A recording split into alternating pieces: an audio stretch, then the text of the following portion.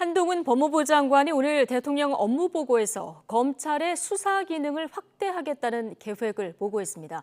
검찰 수사권 축소, 검수완박법 시행을 앞두고 있지만 부정부패 수사 역량을 강화하겠다는 취지입니다. 윤석열 대통령도 검경 협력 체계를 완성해서 부정부패와 서민범죄에 엄정히 대응할 것을 주문했습니다. 손효정 기자입니다. 한동훈 법무부 장관의 업무보고는 1시간 10분 동안 다른 법무부 관계자 없이 단독으로 진행됐습니다. 법무부의 업무 계획은 크게 5대 핵심 추진 과제로 보고됐는데 방점이 찍힌 건 부정부패에 대한 엄정한 대응입니다.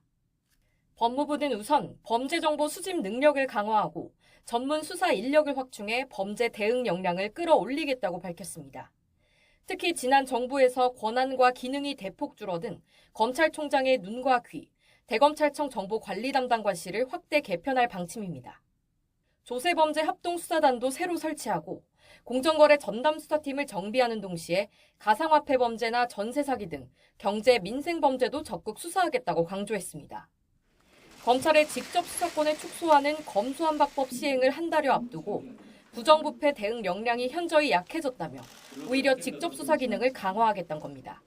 부패 범죄에 대해서 대응 역량이 국가적으로 대단히 축소되고 있는 부분을 어떻게 대응할 것이냐, 그것이 지금 법무부가 당면하고 있는 우선순위를 둬야 될 과제라고 생각합니다. 윤석열 대통령도 한 장관에게 부정부패에 대한 엄정 대응을 주문했습니다. 검경은 물론 관련 기관과 협력해 부정부패와 서민범죄에 대한 대응 체계를 꾸리고 흉악범죄를 예방하라고 당부했습니다. 이 밖에 법무행정의 최우선을 경제 살리기 정책에 두고 교정시설 공무원과 수용자의 인권을 개선하는 방안도 주문했습니다. 부정부패와 서민 다중 피해 범죄에 대한 엄정한 대응 체계를 구축해달라고 말했습니다.